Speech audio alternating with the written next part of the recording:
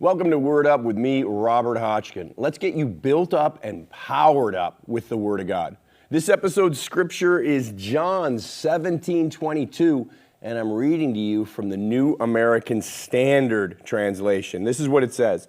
The glory which you have given me, this is Jesus declaring this over each and every one of his disciples, including you and me, present-day disciples.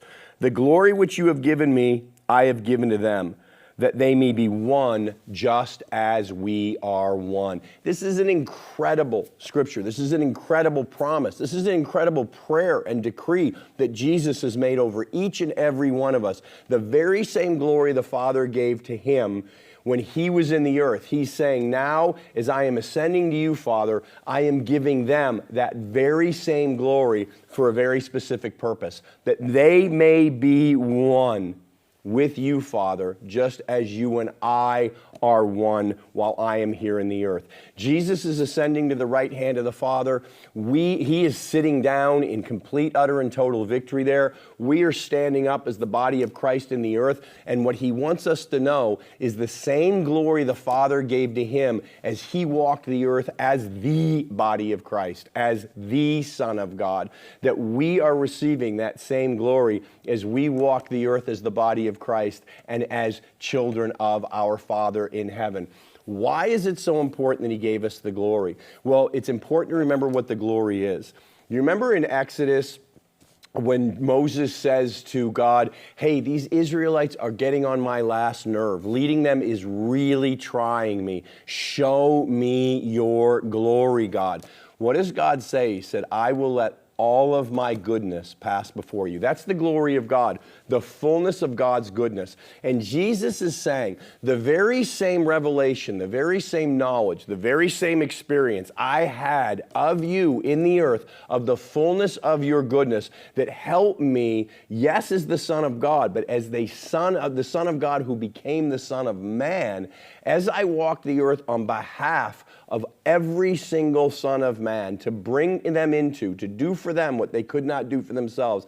The thing that kept me going was the revelation of the fullness of your goodness in everything at all times. In every trial and every tribulation, I knew, Father, that you were good, fully, utterly, and totally, completely good. That same glory, that same revelation of your copious goodness, of the fullness of your goodness, I give to each and every one of my disciples so that they may be one with you, just as I am one with you. Because here's the deal. The enemy is not afraid of us on our own, but the enemy is terrified of us walking with God. Because when we walk with God, anything is possible. And the enemy knows that God will never turn from us. God will not separate from us. So he wants us to turn from God, to separate from God. And how does he do that? Usually by pointing out current circumstances, tests, trials, and causing us to doubt that God is good, that God's there, that God cares.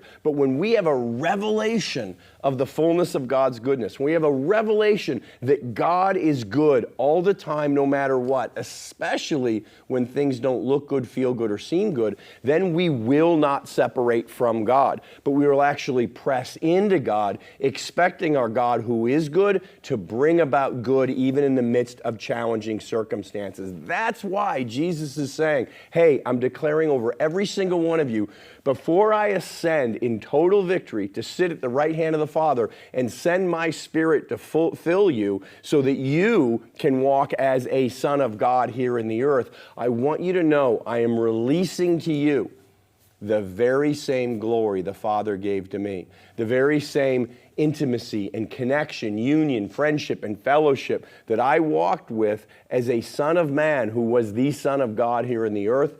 I'm giving you that same glory, that same revelation of his goodness. So no matter what you face, you will know that God is good. You will trust that God is good, and you will expect the goodness of God. Difficulties won't cause you to turn from God. They'll cause you to turn to God, to press into God, and expect the goodness of God. And every work of the enemy will be completely, utterly, and totally destroyed through him in us and through us because we choose to walk with God. I tell people all the time, I think the second most important decision we make in our lives is to choose to believe and trust in that God is good. The most important decision we ever make is to decide to receive Jesus Christ as our Lord and Savior, to be saved.